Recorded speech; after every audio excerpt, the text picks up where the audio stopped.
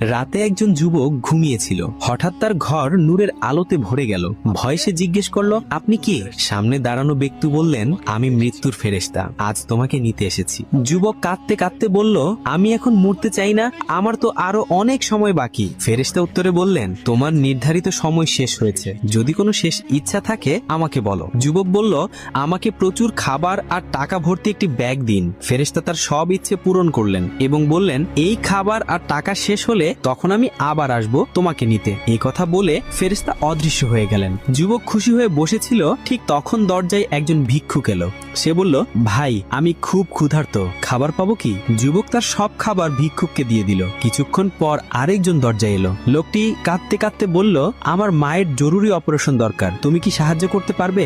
যুবক তার পুরো টাকা ভর্তি ব্যাগটিও লোকটির হাতে তুলে দিল। সবকিছু দিয়ে ফেলার পর সে ভাবলো, এখন তো আর কিছুই নেই, মৃত্যুর ফেরেশতা নিশ্চয়ই আবার আসবেন।